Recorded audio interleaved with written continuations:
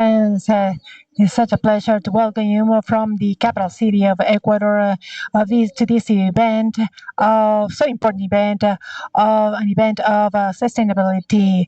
The group of Plastilene's 2025 sustainability event.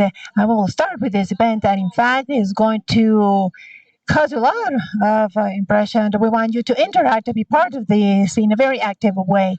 We are at the Plastilene plant facility, and they have opened their doors to us. This morning, you will hear very interesting stories about sustainable innovation that nowadays is being discussed so much, and that we are interested as consumers, and to have all these companies that are concerned about these subject matters. Also, we are going to see the closing of the loop in the Americas, and we will have a reflection on regulatory trends in plastics. We will have all these during all these podcasts that you can also will be able to see. So thank you for those who are online. This morning, we will have three different special guests that you are going to know. First of all, I would like to welcome Stefano Pacini, the president of Gruppo Plastilene. He is joining us from the U.S., and thanks to the virtuality, we are able to be with you, Stefano, this morning. Stefano, good morning. Good morning, Gabriela. Well, very pleased to be with you. A lot of pleasure. Well, we don't know each other, but I'm happy to meet you online. So, likewise. Okay, well, if you may want, I can start with just a short introduction. Well, first of all, thank you so much for those joining us. To us, this event is extremely important, and the fact that we are doing this from Ecuador is very encouraging. I would like to thank Ecuador, a huge thank you, because this been for so many years where Ecuador opened doors 30 years ago. From the very first day, we have felt at home, we have felt welcome, and this has been a very stimulating project. In so many ways, it's successful. We're so committed with the country, and we're going to keep moving forward by supporting you in everything. So it is very important that we remember Ecuador, that has been to be a great partner. Likewise, I would like to thank all those joining us in sustainability and innovation. For our group is something that goes beyond passion, something that we have in our DNA. And this has been actually the successful recipe of Grupo Plastilene. Well, personally, I would like to be with you. I'm so sorry I can't be in Ecuador, but the reason why I'm not there, and this is there's an event. I am a grandfather, so I had to run to get to know my granddaughter. And past few years, I have been enjoying my newborn. She's so vulnerable when I have her in my arms. And we think about the next 80, 90 years. So these events are very important innovation, especially sustainability. Well, about 7 or 8 years ago, when we also decided to have a technological innovation to make it sustainable in Grupo Plastilene, we decided very clearly something that to me is even more important nowadays, and that is that we have a very specific function of creating well-being. We as a company and as a group, we have to provide well-being, but by leaving a great planet to our children and those that are coming afterwards. So having this idea and having this grandchild, I actually reflect upon this a lot, about this reality, and we have to be certain about it more than ever. Now we're going to discuss more about this. We're going to find some successful case studies of Grupo Plastilene in terms of innovation and sustainability.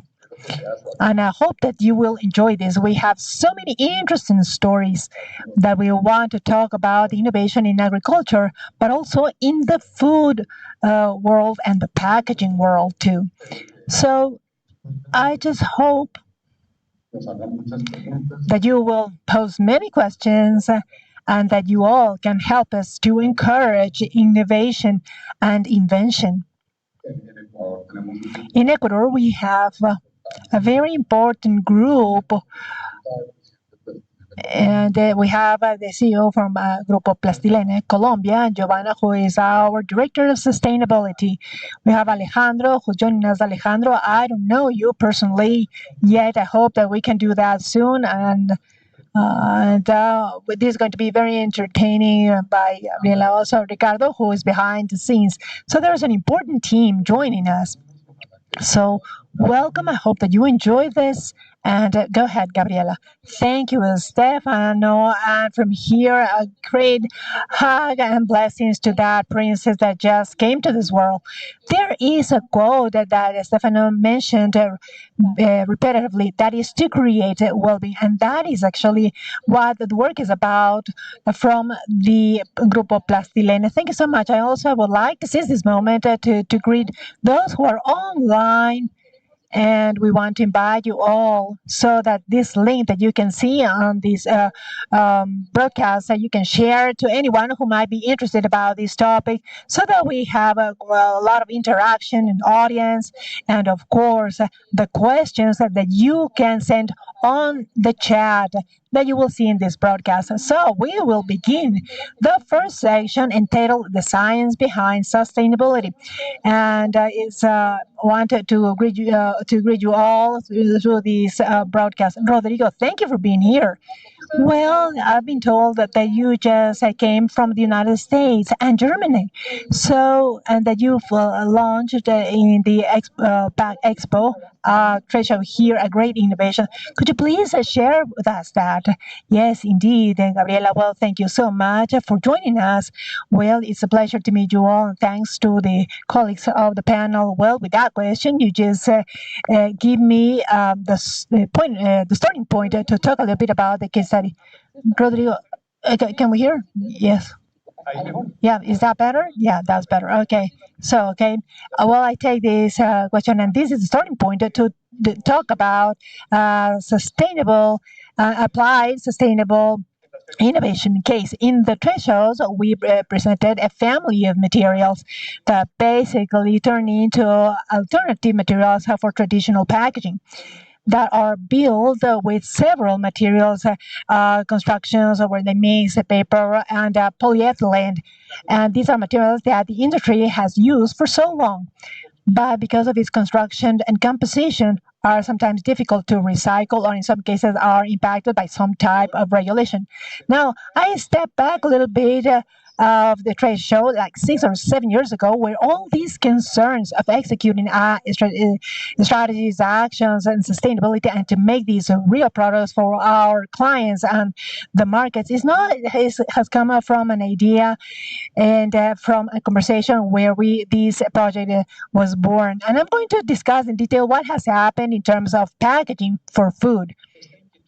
Also, this concern about the monomateriality is the possibility to build packaging that will have the characteristics needed to protect and contain food that are packed, but built in such a way that it will be much easier to recycle and much easier to reuse in the subsequent chains of use. We have this big group of films, these traditional films, combining a technical knowledge, partnerships with suppliers that provides reasons and other ideas, and that turn into the final product, which is a product as a very important alternative in the sustainable strategies of many of our customers. These products are monomaterials. They are very closer to regulations. They are recyclable, and they have the very important features for the industry because they operate in the packaging teams that exist. It does not force the customers to make great investments. They operate after so many trial error at a very high speed in the industry, and that is demanded by the industry. Also, they operate by accomplishing the results, achieving the protection of the contents required by our customers. These are materials with very lower carbon footprints. These are materials that comply with regulations and standards in the different markets that we attend to. And these are materials that have received the benefit of have been welcomed by our customers as a very sustainable and actual alternatives for the packaging that they didn't have before. They didn't have those alternatives. But I would like to show you a few examples, okay? So we take this film. I don't know if you can see this. This comes from a flexible film that we manufacture with the technology we have. This is thin, and this piece of material we have involved many components that are should be known in terms of the structure and the methods of manufacturing technologies, and a lot of technical knowledge of our team behind it. And these are materials that start working. For instance, this is a material that replaces a plastic paper in a use or application of the slices of cheese that has these separators. These are materials that are combined, very difficult to recycle, but then you find a monomaterial alternative that in addition is resistant to humidity and is controls the proliferation of a bacteria or in the cheese, and that are much easier to process. Can I touch it? Yes. Actually, I invite you to try to break it and to tell me what is the feeling that you have if I tell you that this is not a plastic film. Yes, it's different. It's quite similar to what we are used to in when we buy cheese. But okay, and this the fact that this breaks like this allows it to be easier to recycle. Well, the important thing is that the structure has less materials and are much easier to recycle. And through the evolution, there is an image of the brand you can see, and you can communicate the attributes of what can be that our customers may need. From that development, then we migrate to the construction films that are much thicker. The thickness is much higher, and then we see that the material, if I don't do anything, you can say no, this is just cardboard. But then it starts to have the memory and the possibility to be used in different ways, and once again it starts offering monomaterial alternatives.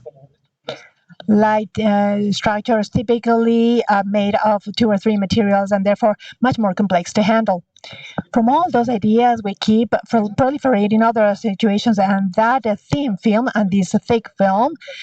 And there, after so many working groups that were had alternatives with a flexible film, a box that is rigid. And we start playing with the form of the material so that again we can offer our customers who pack, for instance, donuts or cakes, or yeah, what was the pan that we have here in Ecuador? Yes, indeed, different types of food contents, again with an alternative packaging alternative that never existed but that was built to contribute directly in sustainable strategies of packaging that are much friendlier.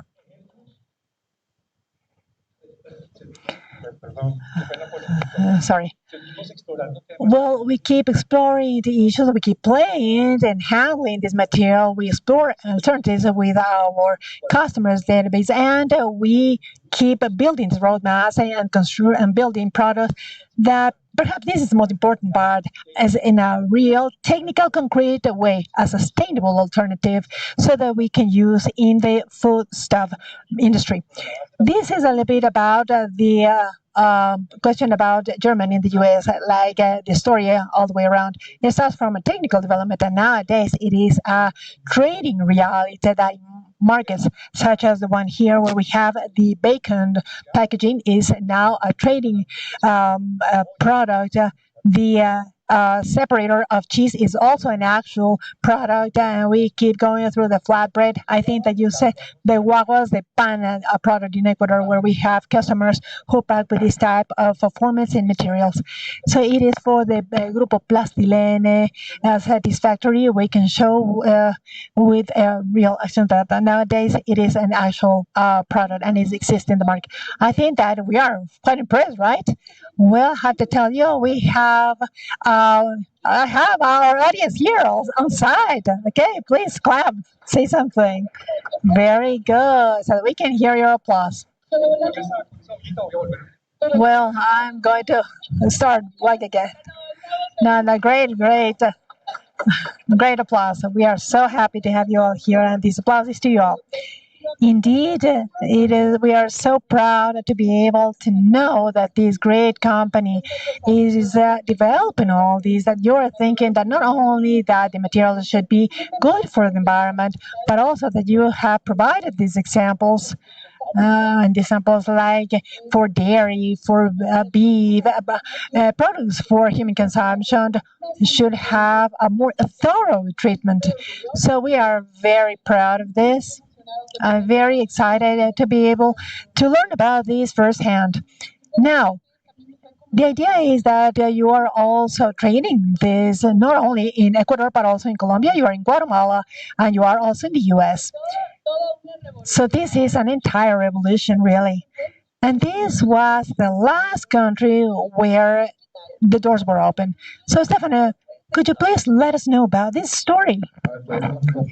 Well, first thing I would like to say, I can see that passion of Rodrigo part of what Plastilene makes successful is the passion of those working in Plastilene, the experience that Joanna is going to talk. Perhaps we're going to run out of time, but I think that the passion is what makes success. In the United States, to us, is a confirmation that the strategy that we have is certain, is right. At some point, we decided to look up north. We were very scared to take that step, but we realized that with innovation and sustainability, and above all, with a passion, that was possible. We started to do some research at the US market, and we realized that reaching to that part with traditional film, well, that was not really certain that we needed an alternative. Through sustainable innovation, we accomplished that a development that lasted for a few years. We started with some companies, and in the course of time, we developed what Rodrigo showed you. The bacon board packaging is a substitute of paper that is non-recyclable because of the way it was covered, and they should be treated with a treated material. After developing this project as one of the packaging of bacon, the largest in the one of the largest in the United States, I call this customer my U.S. Father, because we have had a great approach with them, and the owner and his son Michael. The person said, "Okay, it works, but we want this much better." So that's when we took the step. So, hand in hand with the bacon board, we decided to put together a facility, a modern plant facility for the US. We brought technologies that where in the United States there are similar things but not identical. So we started to produce this material. We are actually the only ones in the US producing this, and thanks to that, we also assembled technology based and with our technological partner, there is B. Mueller, and we see this film world. This is very technical. These are sustainable in markets where we actually create well-being, because that's actually the end goal that we have. An important part of success also has been what we are so far. We want to say yes to almost everything. So, as we say to the US citizens, we do not sell what we have, we sell what you need. So, we have that willingness and that openness to listen to our customers. We have that willingness and openness to develop films tailor made. And this leads to the development of films that in many cases are more sustainable. In many cases, they create a benefit when we pack the products and we want to maintain that product. Also in the US, also, for instance, the packaging for bread has been very important. We have realized that with this technology, we can prolong the lifespan of products, and also with a lower carbon footprint of everything that we pack. So, what I want to highlight here, and Let me tell you that my father taught me that to manage not in an economic model but in strength, based on the strength. If you have a market and you have a business that is based on solid or fundamentals, the rest comes along. And with it, that's what we do. We do not make decisions in the economic part. We actually focus on the vision or the visionary aspect and the professionalism where the product is beneficial. And in order to, that will lead us to the economic outcome. The recipe in the US and the successful story, this has been based on innovation. In the case of bacon board, the bacon board, as Rodrigo said, that this started as an alternative for our pack for flexible milk. That these failed, but out of those failures, we had so many success stories. But we have to be willing also to fail in order to accomplish the ultimate goals.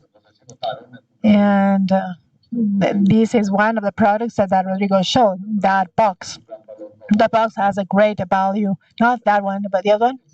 That, but that we are great producers of packaging for liquid products. And here we have a solution that is flexible, to allow us to compete in the market with a multi-material or monomaterial packaging that has so many properties. This is not mostly about durability, but convenience. So this is what we are. We are a company willing to take risk, a company that works with passion, a company that likes to innovate many times, knowing that failing to become innovators or innovation, I see this as an artist. Because in the morning you have to do some design or to paint some painting, and then the next day maybe you have to change that painting. That's how we do it. And this is simply a brief summary of why we are in the US. Fortunately, we've been doing so good. And this strategy of wanting to be innovative is bringing us very good businesses here. And it is where in the US market they are willing to develop. After 2 years, we have seen the results. And I wanted to share this with you. The idea is to encourage this and also the learning in the United States. Well, the lessons learned have been so great, and we are carrying that to the rest of the Americas, and we hope that we can help the progress in our region. That's just a brief summary, Gabriela. Well, great summary. I think that we all are so proud. Also, a great applause to Stefano, to Boston. Because why are we in the US? Because we innovate, we are creative, because we have gone through the thin and thick in Latin America, and we have become resilient. We know how to move forward, as we say in our region. Well, as Stefano said, from failure, you can get 1,000 successes. That's one of the lessons learned in this intervention of Stefano. It was so interesting to learn about the science behind sustainability. There's a team, a work team that starts thinking, analyzing how, thanks to science, we can create products that are really good and friendly to the environment and the consumers. But this section that we started with, that's how it's called. Now, once again, welcome, Joanna. I would like for you to tell us a little bit of more details how science lived behind this. Science system that lived behind this group. Well, we are really. Okay, that's much better. Well, thank you so much for joining us, to all those here and those that are online. Well, talking about science, something that we are passionate about, and this is present in everything that we've heard so far. I would think that, well, first we have to thank because we are here, we're happy from Quito, Ecuador, from the Agroplásticos facility plant, and this is about so many stories. And now, talking about the subject matter, they are relevant in the role of science. First, we have the talent and people's talent, and people's talent in our group is so relevant in so many ways. These are talents that identify the challenges, the opportunities, the trends, all those insights that are the elements that we work with in Grupo Plastilene. Another relevant element is creativity. We want for innovation teams to have all these people willing to think differently and to accept and perhaps recognize solutions that never existed. And that is the terrain that we've been working from as from sustainable innovation. An event last week, they said, okay, you are pioneers and you've made things that we never saw before in our region. A third element is that discipline to bring those ideas to reality. That's the most difficult part. Sometimes there are some frustrations, they are difficult, sometimes things don't work. We can stop or move forward and keep trying more and more.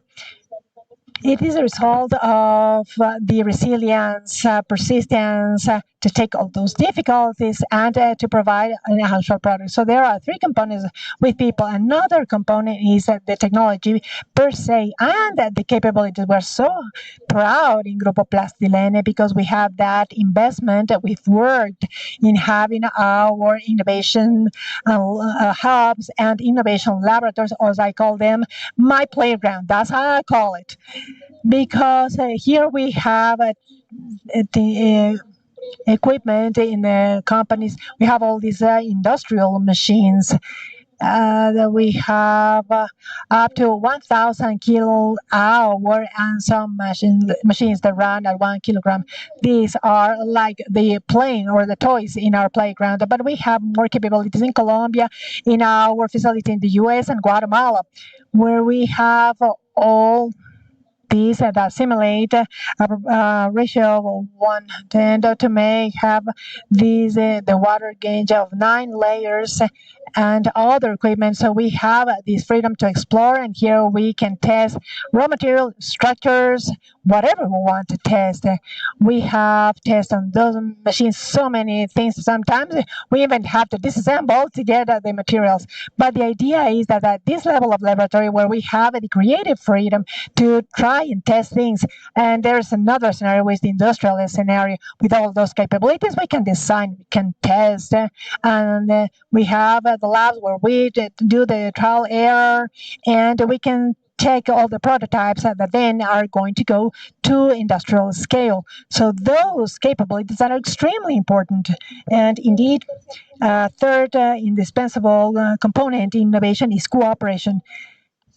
We don't do this alone. So there is several relevant concepts in innovation, such as the co-creation and how to work with the innovation ecosystem. So here we incorporate our suppliers with the materials. We are doing something new in Grupo Plastilene, which is providing the innovation services to some customers. They have an idea, project, or need, and there is internally the capability to do it. So we have this playground for new equipment. We have the people, the creative ideas, and we put at the service of our customers. And we go together to develop all these things. All these materials are part of these type of methodologies, and we have additional methodologies. Bottom line, these help to support the development of packaging for food, industrial packaging, and also the agricultural packaging. In agriculture, there's a lot of science. You can imagine the greenhouse and the entire work behind it to have a film that is resistant, that protects whatever is there. It could be food, like in the case that we are exploring with berries or tomato scenarios as sectors, as well as the flower sector. So everything that can protect these products, and there's a lot of science. How much light needs one or another product is going to depend on the duration and pollination of the flowers and different fruits. So there's a lot to explore out there, and we have the capabilities that are at the service of our region and our customers, of course, to develop and explore all those ideas that are always welcome in Grupo Plastilene. It's so great to can see the passion that Joanna speak with your eyes just in light, and it's so great to work in something you love and to have the tools to do so. And thanks to this, you can have wonderful changes not only in our region, but we also heard about the U.S. These sustainable innovation like livelihood, the support, the technical knowledge, human capital. There are so many players in this game so that the result can become the best one possible. Now, Joanna mentioned about agriculture, especially from the flower sector. Yes, of course, as Grupo Plastilene have been pioneers in providing solutions to that important sector in our country and the economy of the country. Now we have Alejandro Martinez, former CEO of Expo Flores, and we welcome you warmly. Alejandro, we would like to ask you what the meaning for the flower sector having a partner such as Plastilene to with this development of materials so that you can move forward in the industry with this great product around the world from Ecuador. Well, I would like to start by I wanted to create the competition with you actually because that level of passion that you have is so contagious and it's vibrating. And I think that bottom line, this is what actually makes sustainability worthwhile and to sustain that passion, the willingness to do things much better, not only for one client or for yourself, but for the world in general. And to go always move forward. Plastic in general is a container. Its end or its aim is to contain something. So I think that the vision and mission that you have as a company is very clear, and it is to understand how to make that to make great that containing work. I think, Joanna, that you fall short because there's a farm that we are handling 180 varieties of flowers. With Ricardo, I think that he posed a question. Okay, so how frequently do we have to change or switch a greenhouse? Well, you can change a greenhouse because of the age, but usually in Ecuador, this is because of the variety. Not actually the greenhouse, but the flower. What do I mean? There are some flowers that will require more light, others that will require less light, or some will require more temperature, others less temperature. And all these have to be developed every time that a flower farmer wants to switch the flowers. Well, I'm just kind of joking here a little bit, but if we talk specifically, we have to adjust to that need of change. We have discussed previously that indeed this is an agricultural product, but you have to treat it much faster than an industry because this is like fashion. What someone wants is the color, the variety, and the form of that flower to be the taste likeness of that person who's going to buy that. If everything that is behind the flower is not adapted, it's going to be very difficult to adapt to the final consumer. So having supplier and excellence in the product and to be able to adapt to that need as an industry like Plastilene is essential. Part of that sustainability is not just making a great product, but to make a product that is needed. To me, has been a very important experience to count on you. 2 years ago, I believe we were discussing about these major challenges that have to deal with sustainability. And I always have to congratulate you. But now I want to thank you as well because you've accomplished that. Thank you so much as a person, and I'm saying this as a person that is a user of this company. That's my comment. This is just a gratitude and recognition to everything.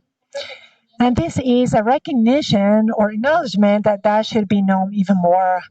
Because talking as the Ecuadorian press, we would like to know more about this type of developments because we are extremely proud.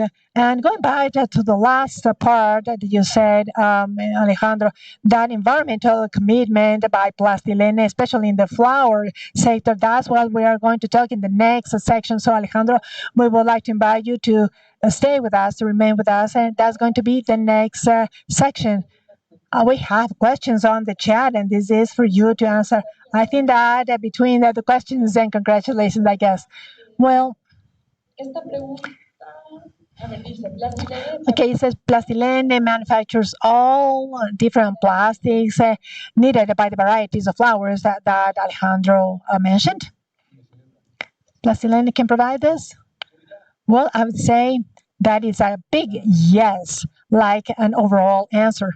But I'm going to take 1 minute to provide some historical basis here of what Alejandro was mentioning. I am linked or related to the flower industry for 25 years. About 23 years ago, the plastic was just a cover that protected the flower against rain, hail, or any other contamination. But in the course of time, and bringing together knowledge, technology, capabilities of manufacturing, good cooperations with strategic vendors, and also very close to the flower growing and the technical needs of the flower farmers pushed us to innovate from going to a cover of these ceilings to build films and formulas of films that are oriented to improve the quality of so many varieties of flowers. I remember that at the beginning we had two films and two formulas. Now we can have 20 or 25 perhaps. Why? Because the plastic of the greenhouse became a tool to contribute to the handling of light within the greenhouse. And the light of the greenhouse is photosynthesis, and this is produced by our, and also it complements the formula with lights that are handled by the different fields of light to stimulate color, de-stimulate color, to improve the quality of the transmission of light going through the greenhouse to stimulate it or not. And the million varieties proposed needs to improve those crops differently. So, to talk currently, there are many options of films oriented to meet the needs of varieties and types of flowers, in addition to the protection of the crops. Something, I don't know, as a ordinary citizen, we say, yes, we have plastics that protect the flowers, but to understand that there's so much science behind that, and so many scientists developing different materials so that these products arrive with the characterized quality of our Latin American flower. Next question. I can interrupt here. Well, perhaps just to answer to the one who posed the question, that we would be very pleased to develop any product you may need. We are really pleased to listen to the needs, and maybe we could develop whatever is at our reach. I know that we are running out of time, but as you were speaking, I go back to the 80s when my father started to develop this with this green, red, yellow lights, everything. Well, this is water under the bridge. But the answer is if you have a particular project that you want us to check it out, well, let us know and we will check it out. Well, I know Stefano likes challenges and to innovate more. He doesn't like to stand still. That's why the result of this company has been innovation. And we keep having new products for everyone's well-being. Now we are going to talk about the paper-like packaging. They ask whether is it easily recyclable compared to other materials. Well, indeed, that is part of the rationale of this great challenge. The idea is to seize certain properties and the technology of the material to become an alternative for these compared to those materials that are not easy to recycle. In our experience, another of our companies and great projects in the group of Plastilene is Reciclene. In previous occasions, we've been conveying about this, and a lot of people know this facility. We in Reciclene, we have experience of recyclability. So this type of products, when they are forming, there are a lot of residue, industrial residue that can be recycled and can be reincorporated in the products, and of course in terms of consumption as well. So we have that particular experience firsthand. As you said, we've done this, we have seen it from our processes in Reciclene. This is a product that can be recycled. In the end, we have something behind the technology. This is a product that can be used in order to produce new products. Well, a great applause to all our panelists in this first block. And thank you for sharing everything. And certainly you have inspired us. Alejandro said that he's going to build a competition. Well, no, I think that you should take him away. Take him out. Well, thank you so much. We've been so pleased to understand science behind sustainability, about the innovation that the Plastilene Group has delivered. Once again, we would like to thank those who are online joining us for your questions as well. And thank you. We would like to invite you so that you can continue with Plastilene in the different social media, LinkedIn, Facebook, Instagram, that you will find as a group of Plastilene. So it is important that you get to know them so that you will keep abreast of all the innovations that they have. You know that you're going to surprise us with something new all the time.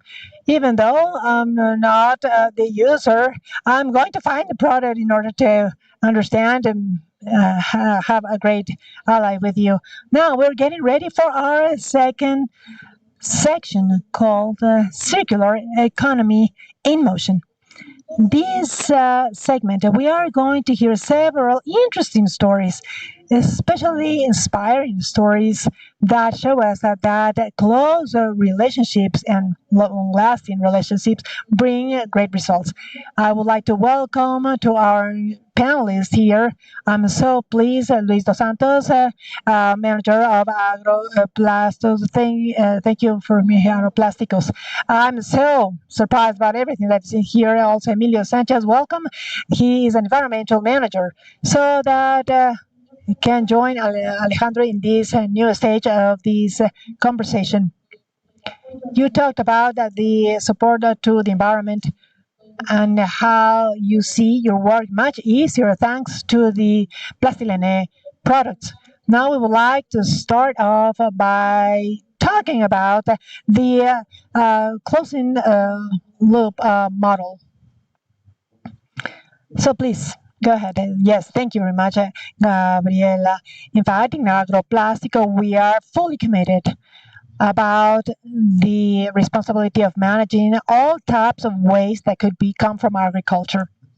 To me, it is very important to mention that Agroplastico is the company with the largest production of greenhouse films in Ecuador.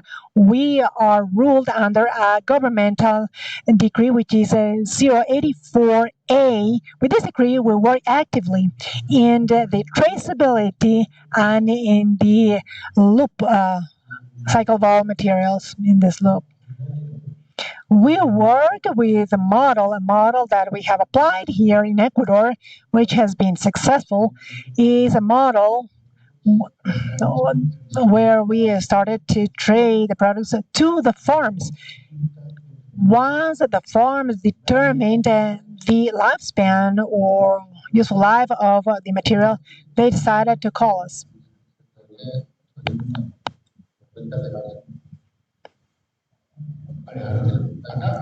There?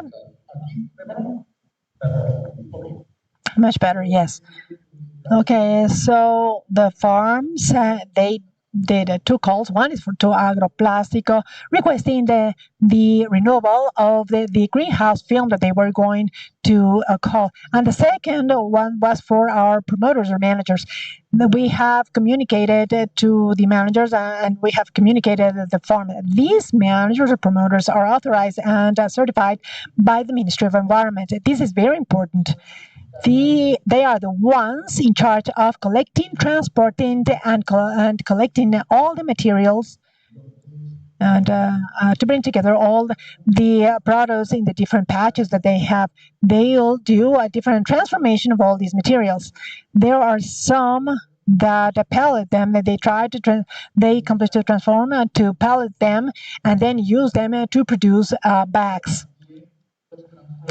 They also transform them into these bins, that we have here, like these ones with the flowers. These are also traded to the different farms to have different uses. That on the one hand with the promoters or manager, but there are other managers that they collect material, they bring them together, and then we negotiate them in directly to other companies where they transform these materials. With this model, we guarantee transparently and responsibly the final cycle of all these materials. Now, together with all of these, we have some documents, and these are the manifesto that contains the registration of the materials that have been collected and that have been converted or transformed. To us, it is important to highlight the management that we have done with the managers. This has been a very important work that I can actually mention, and now that through the Ministry of Environment that tell us what we have to comply with. And now we are complying with over 100% of the collection of these materials. So to me, it is quite satisfactory that we are accomplishing the required goal. Okay, an applause, a great applause. Yeah, that's great. Now, this model wouldn't be successful without the presence of Alejandro Martinez, who is the spokesperson of the farms. Emilio Sanchez is our manager, and he's the spokesperson of the managers today. Go ahead, Alejandro. Well, if I may, sure, go ahead. Okay, well, I would say that the big challenge of every industry or sector is always how to create processes, protocols, and procedures so that you can always become a sustainable sector. Particularly in flowers, it's been 22 years since we created Flor Ecuador, and we started from two myths. The myth that the flowers brought about cancer, and the second myth that all the plastics of the greenhouse ended up in the ravines. And that was like 22 years ago. It was so interesting to work with this because it was not just to communicate that it wasn't like that at all, but to communicate that all things that are done or made, it's for the better, and that we keep working all those processes and protocols that make things much better. One of the biggest changes in the industry was when indeed Plastilene started to collect once again that plastic that had no use, the end use had nothing to do and was never done, and to be able to use this, to recycle this, to use it in favor of the industry itself, and without plastic. Now, the interesting part of all this is that this did not only clean an image in the sector.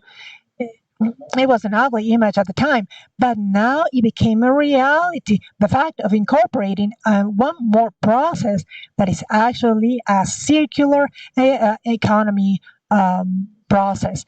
Nowadays, well, we place that challenge, which is net zero. This is for 2028. This is carbon zero. And this is going to be met by 2026, actually, because this is thanks to the management of Plastilene that helps to reduce even more. Thanks to Plastilene, we are also working 24 hours a day because we have to speed up the processes of incorporation of the carbon footprint of the farm towards environmental managers of recycling. So thank you for that. We cannot sleep now, but that's how life is. This is for the good of the environment, yes. But this is a great experience, actually. And this is not only about learning from all of this, but we have to put this challenge, a greater challenge, more and more. Recycling is not easy because recycling is not just to get plastic and put it into a machine. The collection is difficult. The putting together management is difficult, and the administration itself of how I'm going to make that film is also difficult. So all this is an entire process. But the interesting thing here is that these have been industries that can self-supply because there is an interest in self-supply. But there's always this joint and cooperative work. In 2026, we will have to incorporate the carbon footprint, and this is the hard challenge because it's very complex. But thanks to the fact that we made traceability from scratch, this becomes much easier. Well, partners, but it's particular to accomplish the net zero goal. Yes, you have to sleep less and accomplish more. Yes, that's an issue right now. But I really like this environmental responsibility piece, but also the social responsibility. And that's what we would like to open the conversation with Emilio, who represents the environmental managers and promoters. Could you please let us know about the work of Plastilene and the entire team working with you, and how many job sources have you been able to create in Plastilene? Well, thank you. Well, with Plastilene, it's been a few years, and we started to handle the materials, the recyclable plastic. It's been 30 years. I think that I was one of the first ones that got the environmental license. And in this business, in 30 years, there were only 2 or 3 recyclers. The time I met the engineer, as I said, yes, they used to burn it or to throw it into the bins, but all these started to evolve differently. And this started from the fact that they started to request documentation. Both the environmental registration and license. I have a license that I got a few years back. So we started with Plastilene. They helped us with some infrastructure. We explained it to the workers. We have like 16 workers. I used to have 6, but now we have 16. We have 4 that make the collection every single day from all the farms where we are committed to. That's great that in addition, you have accomplished with the interaction with your team. Any anecdote or story that you would like to share this morning on how this has changed your life or the life of these promoters on a day-to-day basis with Plastilene? Well, this has changed a lot. They have helped us with work, with jobs, and to give us other companies so that we can handle and manage the waste and the jobs. We have more workers, more employment, and all of this. I would like to ask Luis, how do you feel after listening to these 2 testimonies of the well done work and the mission accomplished? Yes, thank you very much, Gabriela. Well, indeed, for us, we're so proud and it's so rewarding but how we can impact socially, and to look at the managers and promoters that started with us, how much they have grown and evolved, and perhaps these are how the new promoters are going to go hand in hand with us in this pathway. But the work that we are doing here in Ecuador, we also started about 7 years ago in Colombia.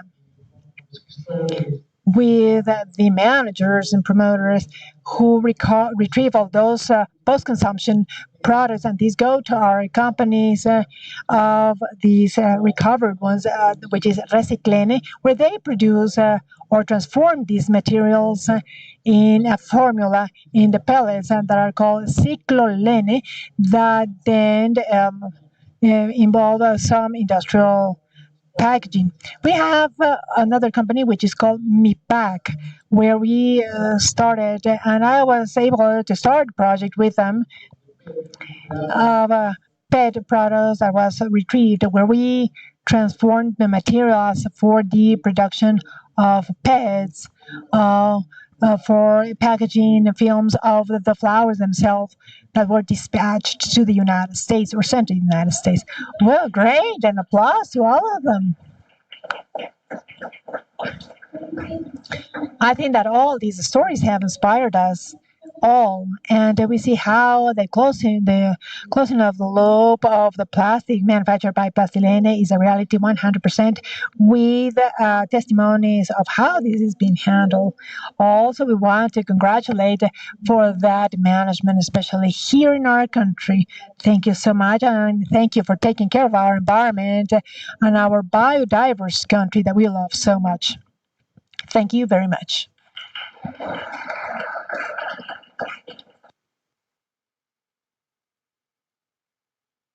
Thank you so much to Alejandro Martinez, who represents the Flower Farmers Association. And thank you, Emilio, for that wonderful task with the environmental promoters. And also Luis Dos Santos. Now, once again, you can see an applause to my new panelists. Well, very good. So we will get started with this next stage. And we would like to greet Maria Paz Hervis. Thank you for being here. She is the president of the Chamber of Industries and Production. We want to welcome Ricardo Estrada, VP of Sustainability and Purchase of the Grupo Plastilene, and Álvaro San Pedro from Reciclaje San Pedro. Welcome all three of you. It's great to have you in this podcast. Now we are going to talk about the role played by the associations. That is so important, the business associations, and the relation with the governments, and the importance as the representation of the industries to face the challenges, especially in terms of regulations. Maria Paz, please let us know what is the experience with the CIP. Well, indeed, this conversation, we had this before starting. We, as Chamber of Industries and Production, is a great honor to represent you all and to tell you about the best practices, because sometimes in the business associations representative we're discussing about the challenges, which are so many, and frequently these are problems because in countries have problems. So this morning has been quite refreshing. It's a bit hot here, but it's refreshing because we can actually tell how from the industry we can contribute to do things right, and this is important. And because of that, and it is fundamental, the role of the association, because in the preparation of the public policy, sometimes the technicians or technical staff with the best preparation, they just look just one line of the entire productive chain. So what happens here? They focus on how to maintain or improve the environment, but in this case, we talk exclusively about recycling. Then we created these public policies that were mentioned before. Many of those laws, regulations, laws. We have so many instruments that these demands to reach a certain percentage of recycling. However, we from the association can see the entire productive chain in all dimensions. It is indispensable to have recycling, but not only recycling just because, but to understand how is this functional for the industry, because in this process, this is a win-win situation for everyone. As our colleagues mentioned before in the previous panels, that there are some quota that has been established. and that quota has already been fulfilled. We, as a Chamber of Production and Industries, we've been fighting for this quota. It's not that just we come out and say, look, the industry that I represent, please lower or reduce that quota. No, what is plausible? What can be accomplished? What is real? So that social dialogue is fundamental. There should be the commitment and the need that we see here present that not all industries have, but many of them do, to say, I want to change and protect the environment. But also, it is necessary so that these do not become an abandoned or forsaken star in the middle. This should come from a public policy that understands the sector and to create the conditions, not only the demands, but the conditions, so that the entire productive chain can add the best way possible. That's great. It's great to understand that associations are our partners, and all those partnerships with the government are becoming effective. Ricardo, let's talk a little bit about, especially if you can tell us about the relation or the relationship that you have with the business association. And it's important. I think it's not just Ecuador, but other countries that work with in terms of sustainability and innovation. What is that work that you do as Plastilene so that the relation with the government could become proper? Yes, indeed, Gabriela. Well, first of all, it's so great to share with you, with Maria Paz, Alvaro, and those, the attendees here and online in this panel. Well, I have to say that the work that Maria Paz does with the association as a bridge of communication with the governments, the institutions, so that we can have a responsible regulation based on science to be objective and to guide all the stakeholders towards its compliance. It's a very huge work. We thank you. We work with so many different associations in Colombia, in Ecuador, the US, and Guatemala, and we believe there is a very significant role that is played in these different steps. And I would like to tell you what this represents to us and the industry, and to work under the regulatory framework around plastic. And then I would like to refer to the Global Treaty of Plastics. It has its sixth session last August in Switzerland. It was the extension of the fifth conference call 5.2. Even though there was no consensus reached, they have determined certain guidelines that are being developed and unfolded in different countries around the globe to treat this problem of the decrease of the environmental impacts.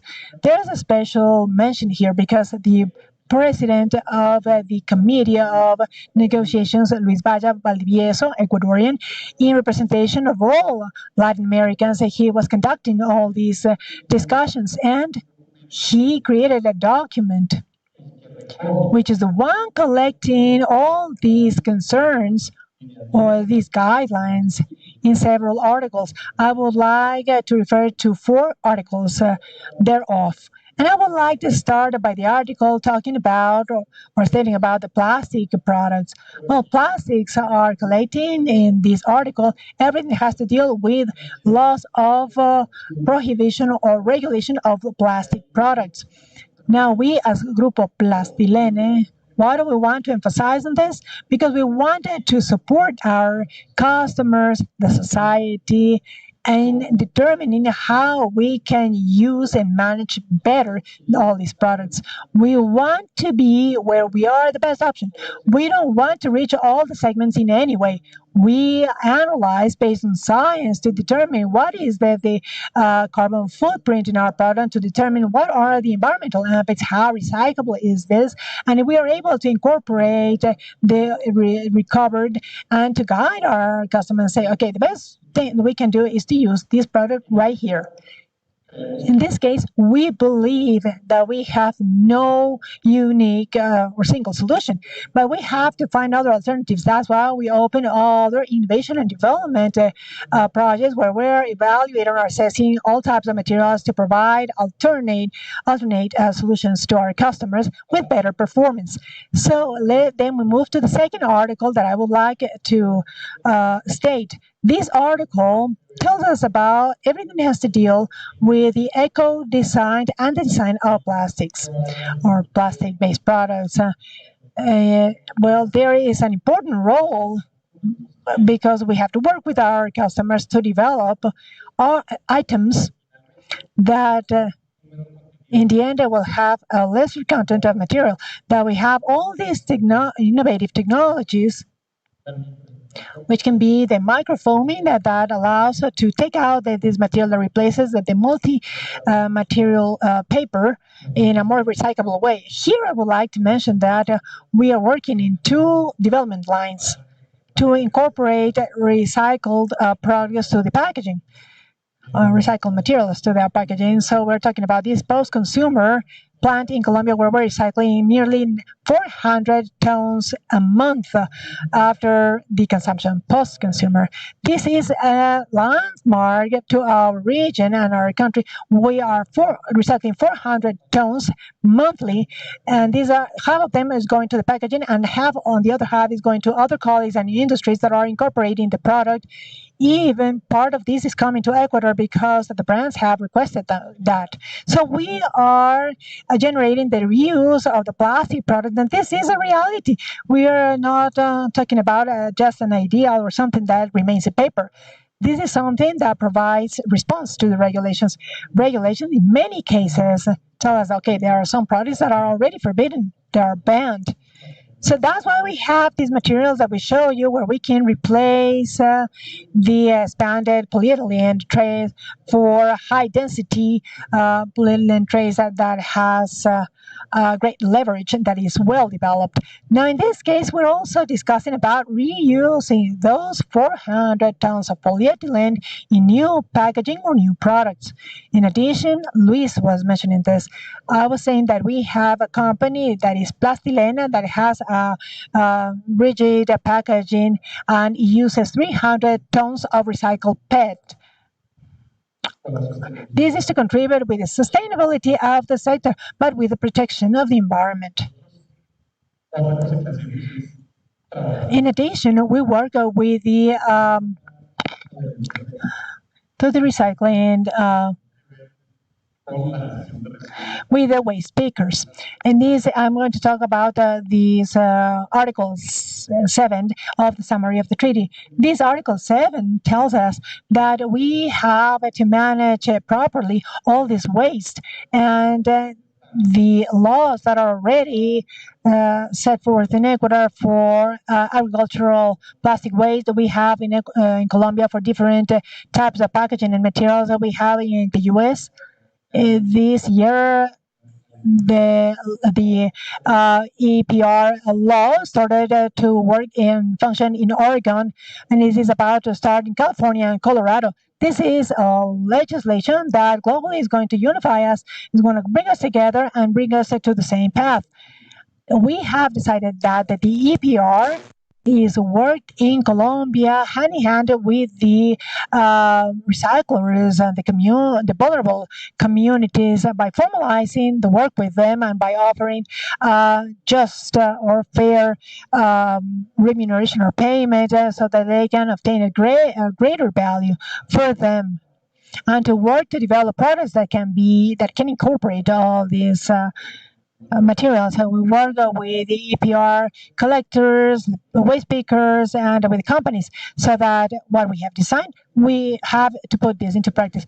We are in levels of attention of the EPR below 50%, but we need for all companies that place a product in the market to link to these collective groups and that the government can help us comply with the regulation, and that all those investments in innovation or that comes from legislation, which is an important point in terms of the work with the government, is that these policies should promote innovation and development of new companies. And to comply with these public policies will make for those investments and these undertakings to have new results. So complying with the regulations is important. And we're going to talk about this last point. That is just transition. Just transition, Article 9 of this Global Treaty of Plastics. I would like to bring this to the table because this point leads us to incorporate those vulnerable communities and an entire system of formalization to an entire system of development, creation of businesses, and to create formal jobs. In that case, for Ecuador, we have Alvaro San Pedro from Reciclaje San Pedro, and in representation of Alibel, which are great partners, so that they can tell us how the assistance with the ERP help to their companies and for the closing of the loop of the material. Well, thank you, Ricardo, and thank you for the invitation. It's such a great pleasure to be able to be in this space and share with you. We can talk a little bit about the regulation and how this has helped us. But it's important to highlight how we started actually. Like our colleague, we used to go to the farms and we collected locally. We managed ways somehow to be able to trade it. But that as a Reciclaje San Pedro. But further on, we had the opportunity to assemble a plant to start processing this material. This is Les Ilibel. Now, in this plant, what we have is to recycle the greenhouse plastic as such. So we turn into raw material that can be leveraged, and that's how we trade it. At some point in the relation that we have with Plastilene, it would be probably 3 years. They just showed up and they said, okay, there's going to be a regulation that is going to come up, and it is going to be in relation to the plastic. So we started to check out with the Ministry of Environment to find out what happened. And then they explained that this was a law. This is the EPR. But they told us that this was intended to the farmers, so they or to the producers. They should be concerned more about this. So this was a way to get this information, to provide information. But Plastilina was the one who was doing it, to went to the ministry and to knock doors. That it was not easy at the beginning. But bottom line, this they were able to sit down to have a vote and a voice that very moment. So they also supported for the law. The law is right, but to become viable, to be possible to comply with it, because those goals were not well calculated on the one hand. And from that point forward, we started to put together a partnership with Plastilene. Actually, they have helped us a lot. They have helped us with machinery, structure, and they have also supported with different celebrations like Christmas to the workers. So they have become very strong partners, not only the fact that they want to comply with the goal, but they're interested in sustainability issues. To us, it has been an important growth as from EPR. This is, it was not a formal process that we handled before. We executed work, but traceability was not done to materials. This is what the law allowed us to do. On how we can do this homemade sort of, but when the law started to be in place and enforced, then we had to formalize this. And this is an acceleration for our company. And that's what we have been moving forward step by step with the Grupo Plastilene. Thank you, Alvaro. We are so pleased to hear that you work collectively, that you are allies and partners, and that have helped you to comply with the regulations and to take steps that go beyond that. That's what this is about. Maria Paz, there are some questions to you. And they ask us to tell us a little bit about the Sustainability Commission and if these subject matters are tackled in your meetings. Sustainability. Well, thank you. Perhaps I would like to repeat in the line of information that Ricardo provided. The role that we have in the associations is not exclusively to talk with the governments. Yes, of course, we talk and discuss with the different local national authorities, because that's where we establish the public policies through legislation, standards, provisions, where we have the field. But we have to articulate with society because Agroplásticos is a champion to us.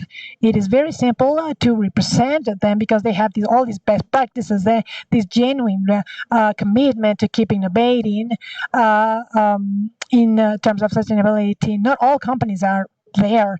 The commitment with sustainability and the social commitment is represented in one of the pillars of the administrative functioning of the chamber. Namely, to us, the representation is established in the regulations, the economy, and sustainability. That's how we understand that the productive development that the country is spending is that it should be sustainable. We have a commission that is very active, the most active one. Actually, companies fight to get in that commission because we do the mapping of the best practices of different stakeholders involved and international networks.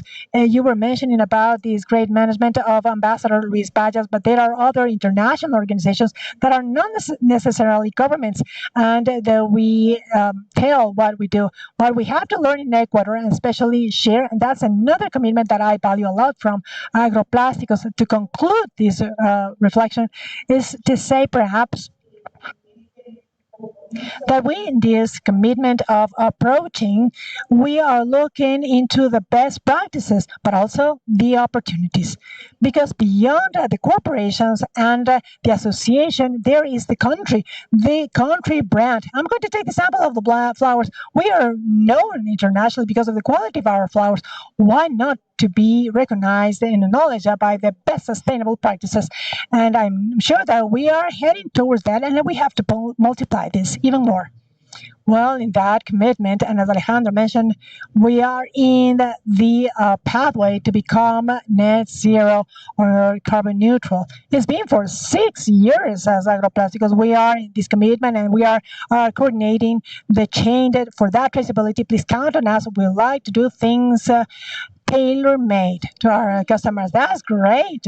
That's great. Net zero, neutral, carbon neutral. Also working with the community and the associations. Thank you so much to all for being part of this panel, to be able to share the experiences and for inspiring with each one of your experiences. And now to close this panel, we would like to give the floor to Stefano so that he can give us some final remarks. Thank you so much, Gabriela.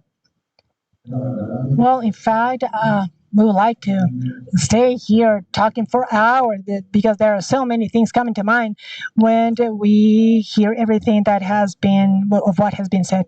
But I would like to end by saying something that has been very important to me. When you started talking about the regulations and prohibitions about 7, 8, 9 years ago, we were panicked. We panicked.